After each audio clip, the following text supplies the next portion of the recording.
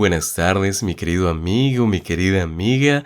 Te extiendo un cálido saludo en el nombre de nuestro Señor Jesucristo. Es un placer poder darles la bienvenida a la serie Revelando los secretos del Apocalipsis.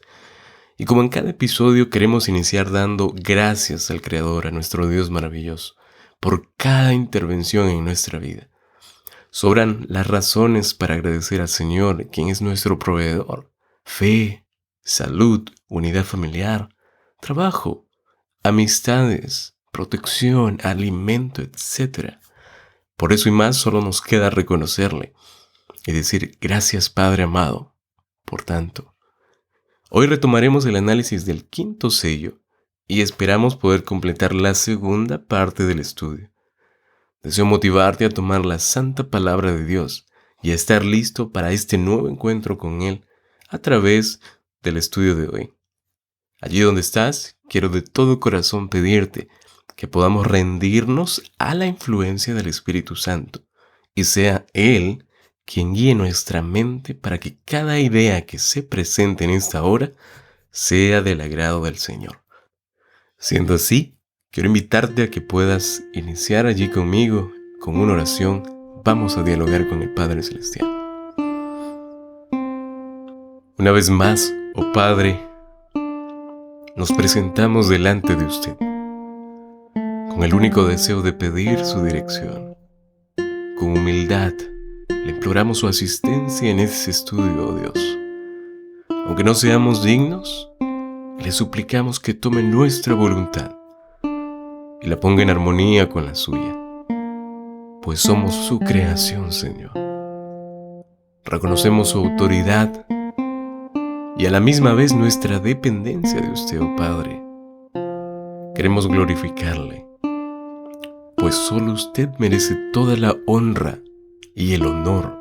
Le rogamos que sea nuestro Maestro, oh Señor, en esta tarde, porque se lo pedimos en el nombre del Señor Jesucristo. Amén. Continuamos con el quinto sello del libro, y después de haber establecido ya un trasfondo previo en el último episodio, es necesario poder adentrarnos en la interpretación del texto. Vamos a retomar el texto nuevamente, Apocalipsis capítulo 6, versículos 9 al 11. Apocalipsis 6, 9 al 11. Dice literalmente la palabra de Dios, versión Reina Valera de 1960. Cuando abrió el quinto sello, dice el apóstol, vi bajo el altar, noten, las almas de los que habían sido muertos por causa de la palabra de Dios y por el testimonio que tenían. Verso 10. Y clamaban a gran voz diciendo, ¿hasta cuándo, Señor, santo y verdadero, no juzgas y vengas nuestra sangre en los que moran en la tierra? Y se les dieron vestiduras blancas y se les dijo que descansen todavía un poco de tiempo, hasta que se completara el número de sus consiervos y sus hermanos, que también habían de ser muertos con ellos. Es interesante notar que las escenas de la apertura de los últimos 3 sellos difieren mucho de los 4 anteriores. ¿Por qué, pastor? Simplemente porque no tiene un llamado de seres vivientes. Si vemos en los versículos anteriores, hay seres vivientes, pero aquí no hay ningún llamado de seres vivientes. No hay ni caballos, no hay ni jinetes.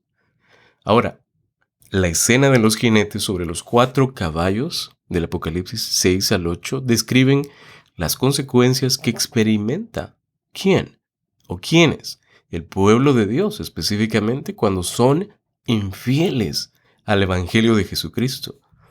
Sin embargo, en la apertura del quinto sello, y nos referimos al inicio de esa sección, de esa perícopa, capítulo 6, versículo 9, describe gráficamente el clamor de los mártires. Si ustedes leen el texto, se van a dar cuenta que hay mártires que claman. ¿Qué cosa, pastor? Pidiendo justicia, claman justicia. La realización de estos últimos juicios se describen y lo pueden ver claramente en la escena del toque de las 7 trompetas, que ya vamos a llegar a esa etapa, ¿verdad? Así que siendo una pequeña, tal vez, introducción, vamos a analizar algunas expresiones del texto bíblico. El verso 9 dice: cuando abrió el quinto sello, vi bajo el altar. Mencionamos en el episodio anterior un poco sobre el altar de las almas de los que habían sido muertos por causa de la palabra de Dios. Pastor, ¿de qué altar se está hablando aquí? Tal vez te estés preguntando. Yo quiero empezar de la siguiente forma para poder ubicarnos mucho mejor. Al romper el quinto sello, y recuerden esto, si nos damos cuenta, Juan observa bajo el altar, lean bien el texto, ¿qué cosa? Las almas de aquellos que habían sido muertos por causa de la palabra de Dios y por causa del testimonio que habían dado. La escena, a simple vista, muestra al fiel pueblo de Dios que murió por causa de su fe en tiempo de la Reforma y de haber dado fielmente su testimonio del Evangelio. Vemos allí claramente cómo sus almas se ven como estando mejor delante del altar, debajo del altar, ¿verdad? Y esta imagen es tomada directamente del ritual de sacrificios del Antiguo Testamento y como tal debe ser comprendida simbólicamente. Tal vez algunos se estén preguntando, pero pastor, ¿cómo es que esta imagen es tomada directamente del ritual, de aquellos rituales que se realizaban, esos rituales de sacrificio del Antiguo Testamento? Bueno, vamos a ubicarnos en el contexto, porque esto debe ser comprendido no como algo literal, sino como algo simbólico.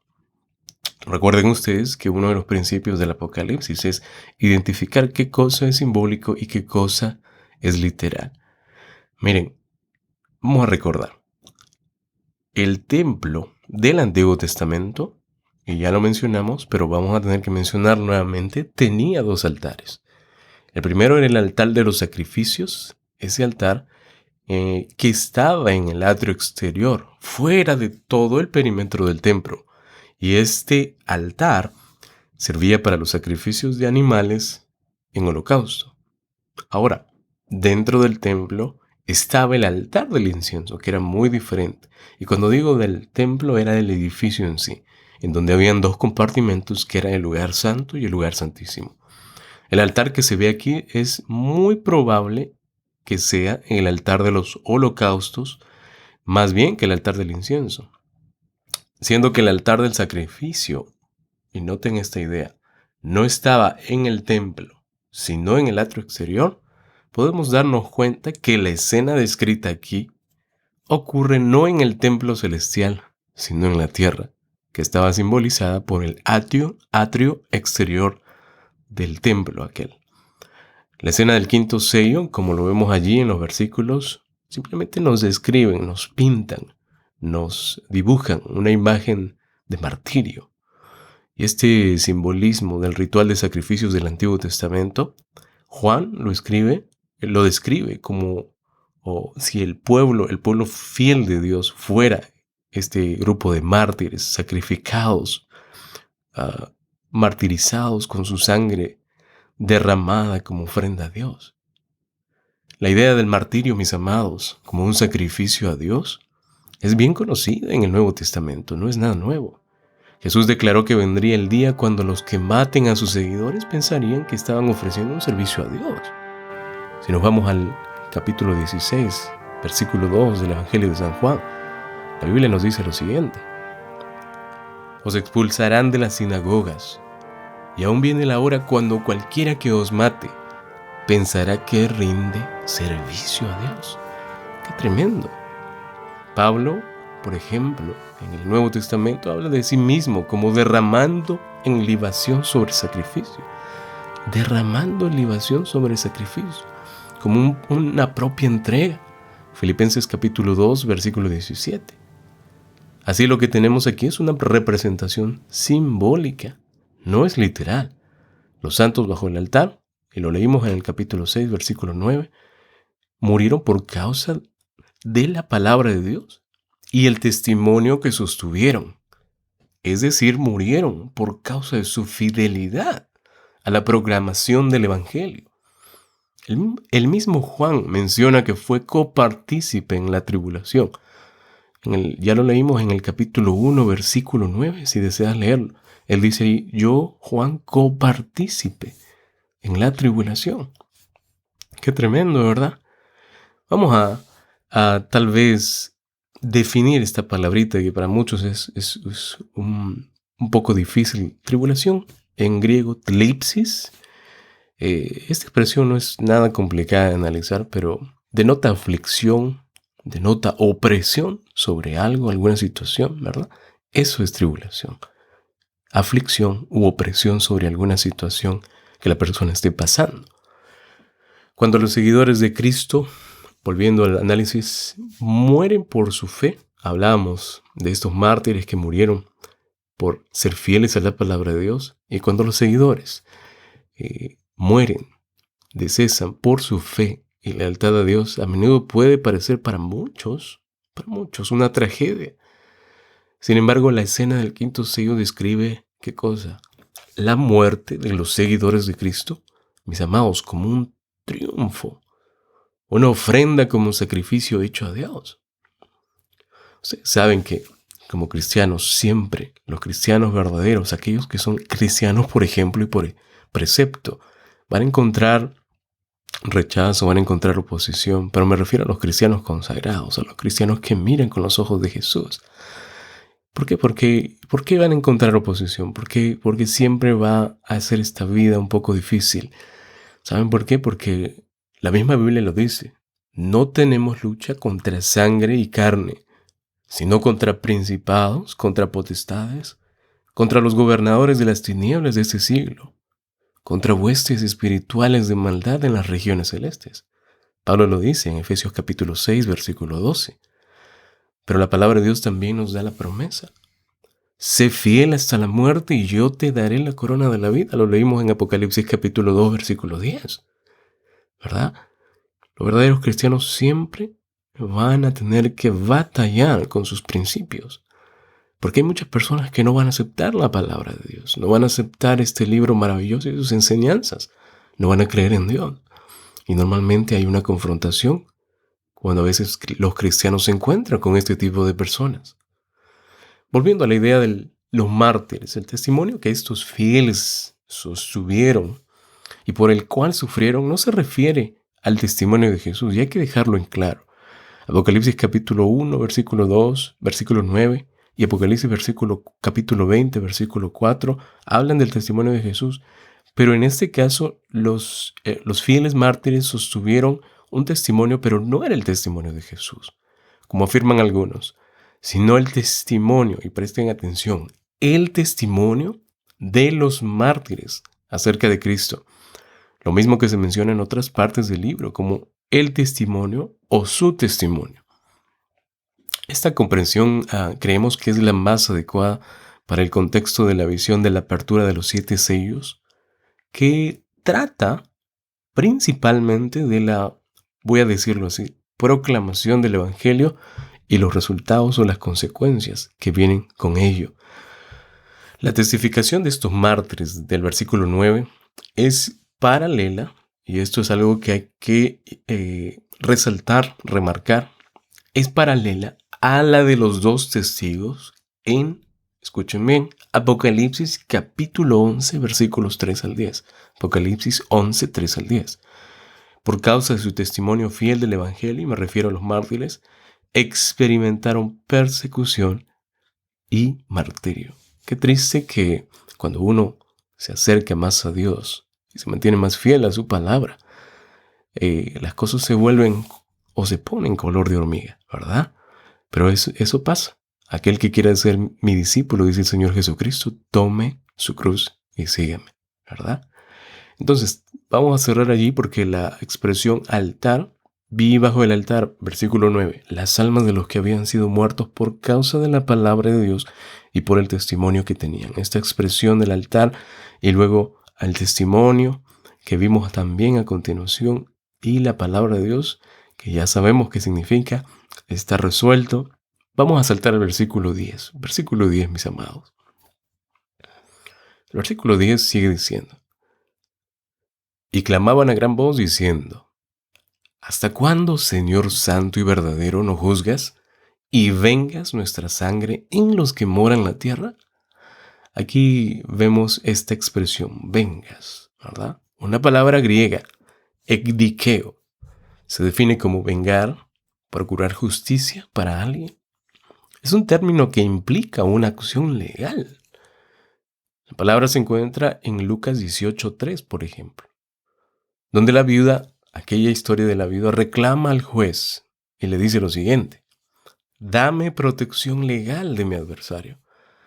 Hágame usted, en otras palabras, hágame usted justicia contra mi adversario, dice algunas versiones.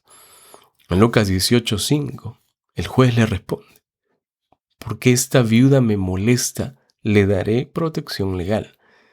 Este aspecto legal está claramente expresado en Apocalipsis 19:2, capítulo 19, versículo 2, donde Dios ha juzgado, y en este caso habla de Babilonia, porque Él ha vengado la sangre de la mano de ella, según el texto bíblico de Romanos capítulo 12, versículo 9. Y recordemos que Babilonia representa la iglesia romana, porque es la continuación del Imperio Romano. El Imperio Romano inició sacrificando al Señor Jesucristo y luego cambió su apariencia a través de cierta iglesia, que es la iglesia romana.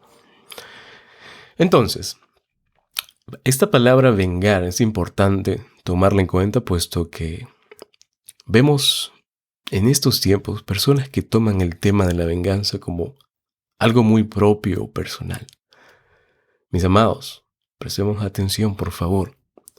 La venganza únicamente acarrea desgracia. Tomar la justicia en nuestras manos no te corresponde a ti. La palabra de Dios dice, aunque anhelemos justicia, dice así: bienaventurados los que tienen hambre y sed de justicia, porque ellos serán saciados. Mira, el Señor Jesucristo nos dice, bienaventurados, o en otras palabras, dichosos los que tienen hambre y sed de justicia, porque ellos serán saciados, pero no por ellos mismos, no por ti mismo. Yo quiero en esta tarde hablarle a todos aquellos que tal vez almacenan en el corazón ese deseo de venganza, de justicia. Por favor, entreguen todo ello al Señor Jesucristo y que sea Él quien cobre la venganza, no ustedes. No se acarreen desgracia a sí mismos.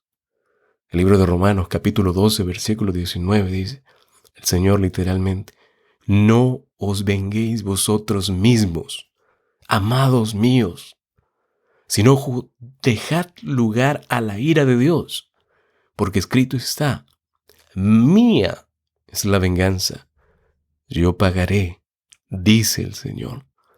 Dejemos al Señor que sea Él quien haga justicia. Porque a veces cuando intentamos hacer justicia por nosotros mismos, no a veces, siempre, a veces las cosas se vuelven peor. Y acarreamos sobre nosotros tristeza, ¿verdad?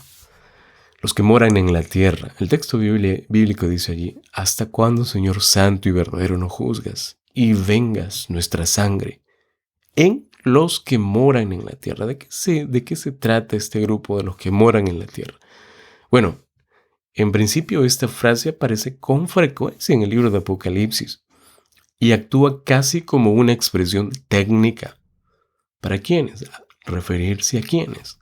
Para referirse a los malvados, o sea, a los que resisten el Evangelio y persiguen al pueblo de Dios fiel. Los santos redimidos del Apocalipsis, sin embargo, eso es claramente notable. Los santos que han sido redimidos en el Apocalipsis, por otro lado, son descritos como los que moran en el cielo. Los que moran en el cielo. ¿Y dónde dice eso, pastor? ¿Dónde está ubicada esa expresión? Los que moran en el cielo. Bueno, los que moran en el cielo, refiriéndose a los santos redimidos, está en Apocalipsis capítulo 13, versículo 6. Apocalipsis capítulo 13, versículo 6. Y ellos además, dice allí, y reinan en los lugares celestiales. Los que moran en la tierra, por el contrario, son aquellos hostiles al Evangelio, que malignamente persiguieron al fiel pueblo de Dios. Aunque la súplica de los mártires que vimos al comienzo, asesinados, es un pedido de juicio sobre sus enemigos, yo creo que esto no debe ser considerado como un anhelo de venganza, sino como una petición de justicia legal, apoyándonos mucho en el Evangelio de Lucas, capítulo 18, versículos 3 y 5. Y esas preguntas a veces nos llaman la atención. ¿Hasta cuándo, Señor, permitirás la injusticia sobre la tierra? ¿Hasta cuándo no juzgarás y vengarás la sangre sobre los que moran en la tierra? Yo creo que este clamor debe verse como una petición legal en la que ellos piden a Dios que se realice el proceso legal que conlleve, obviamente, a un veredicto que vindique a los santos martirizados. Y si vemos bien esta petición, no solo es por la vindicación de aquellos oprimidos y sacrificados, sino también una petición por la vindicación del mismo Dios ante los ojos de los que pusieron, podemos tal vez expresarlo así, aquellos que pusieron su confianza en Dios.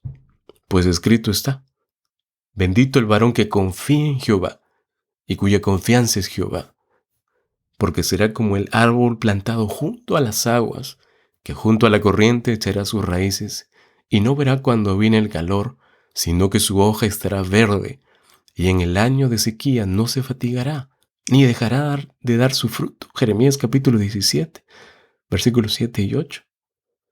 Qué precioso texto bíblico. Vamos a saltar al análisis del último versículo, del capítulo 6, versículo 11, especialmente de esa perícopa.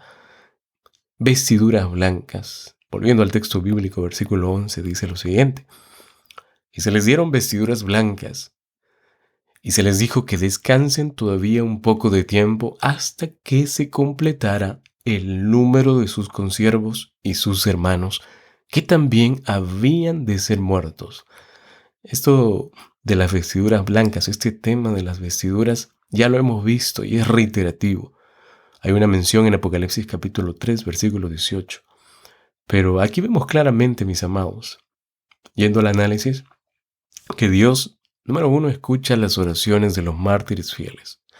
A cada uno dice que se le dio una vestidura blanca.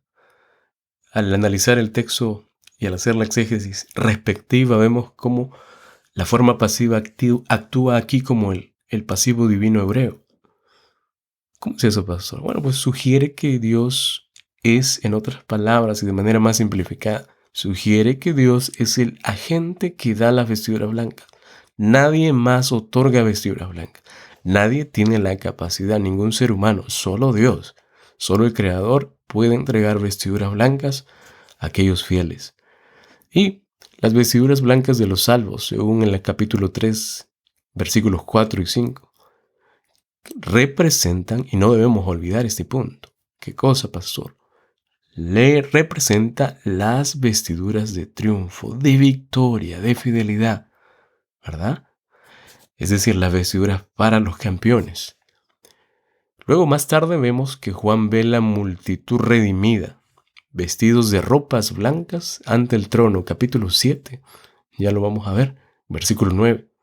Ellos salieron de la gran tribulación, y dice el texto bíblico, y lavaron sus vestiduras en la sangre de Cristo.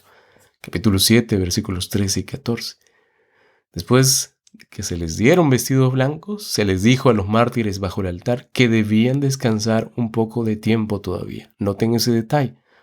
Otra vez vemos la forma pasiva divina. Se les dijo, en otras palabras, lo cual sugiere la acción de Dios, mis amados. Las oraciones de los fieles mártires son respondidas. ¿Por quién? Obviamente por Dios, directamente por Él. Recordemos una vez más que esas vestiduras que yo les dije hace un momento, que representan victoria, triunfo, fidelidad, más que todo, mis amados, y quiero que esta idea se quede en la mente de todos ustedes, representan la justicia de Cristo. Aquella justicia que Cristo obtuvo al vencer en la cruz, al completar el plan de salvación de forma perfecta y excelente. La palabra de Dios dice: porque todos los que habéis sido bautizados en Cristo, de Cristo estáis revestidos. Galatas 3, 27, versión Reina Valera 60. La muerte del pueblo fiel, volviendo a la idea, La muerte de este pueblo fiel que adoraba a Dios en el Apocalipsis se describe como un descansar o de descansar un poco. Y el texto bíblico dice descansar de sus trabajos porque sus obras siguen con ellos. Esta idea la encontramos en Apocalipsis capítulo 14, versículo 13. Y vamos a ver un paralelismo aquí. Dos cosas que están allí juntas. Número uno, aquellos que han rechazado y resistido el Evangelio no tienen, dice la palabra de Dios, ni reposo de día ni de noche. Apocalipsis 14, versículo 11. No tienen reposo de día ni de noche.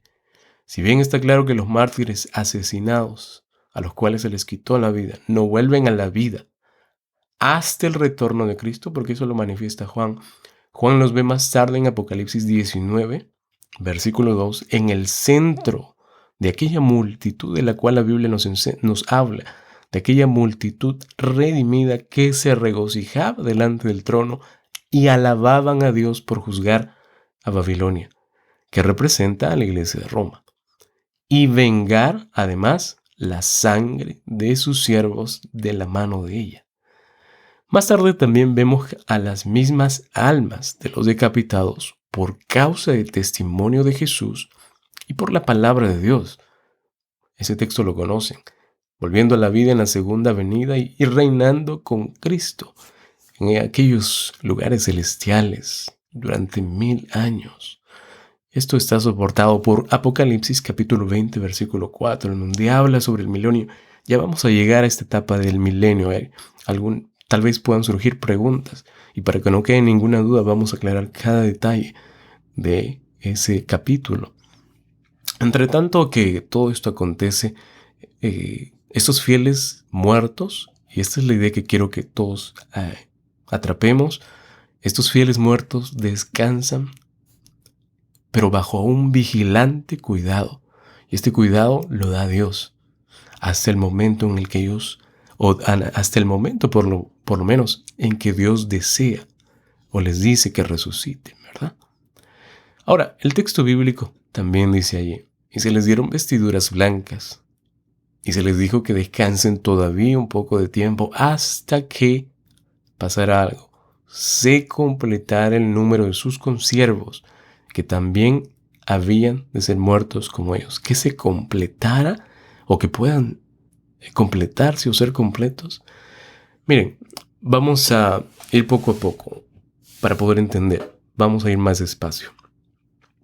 A los mártires se les dijo que descansen un poco, mientras que sus consiervos, es decir, sus hermanos, que están a punto de ser muertos, puedan ser hechos completos como ellos mismos lo habían sido. Aquí vemos claramente cómo se presentan dos perspectivas, pero hablando de un solo grupo.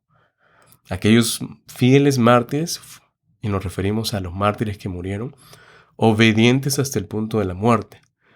Noten, estos son hechos completos con referencia al carácter. Si ustedes hacen un análisis de repente solo de esta expresión, van a encontrar que hay una referencia clara al carácter. Estos están vestidos con ropas blancas que simbolizan su victoria sobre el pecado. ¿Su victoria sobre qué, pastor? Sobre el pecado. Y además, su fidelidad a Dios. El texto dice que tienen que descansar hasta que sus consiervos, es decir, sus hermanos, también estén completos, hasta que alcancen el mismo nivel de obediencia y fidelidad, mis hermanos. Así es. Les dice que descansen a sus hermanos o consiervos hasta que alcancen el mismo nivel de obediencia y fidelidad. Cuando uno está dispuesto a dar la vida por Jesucristo, mis amados, uno simplemente es obediente. Uno es fiel a Dios, fiel a sus principios, fiel a su palabra. Y no tenemos que temer por ello, ¿no? Al Señor Jesús, por mantenerse fiel, por ser un ejemplo, por predicar la palabra de Dios, simplemente lo crucificaron aquí. El Imperio Romano lo crucificó por ser obediente y fiel a su Padre. Pero aquí dice el texto bíblico que tienen que descansar cierto periodo de tiempo. Pastor, ¿por cuánto tiempo? Bueno, pues, ese tiempo se describe más tarde, mucho más tarde en Apocalipsis capítulo 19. versículos 7 y 8, donde Juan ve al pueblo de Dios vestido, pero vestido con algo muy particular. El texto bíblico literalmente dice así: vestido de lino fino y resplandeciente. Y aquí enfatiza, porque el lino fino son las acciones justas de los santos, ¿verdad? Estos son los que han lavado sus ropas. Es el texto bíblico de Apocalipsis capítulo 7, versículo 14. Apocalipsis 7, 14. Estos son los que han lavado sus ropas y las han emblanquecido en la sangre del Cordero. Qué precioso. En ese momento ya vemos cómo las oraciones de los santos martirizados bajo el altar serán respondidas. Pues al final Dios ejecutará el juicio sobre los enemigos y opresores de su pueblo fiel. Finalmente, mis amados, vemos cómo el Apocalipsis trasciende la comprensión judía popular de sus tiempos, mostrándonos una visión trascendente del grupo final de mártires y su vindicación.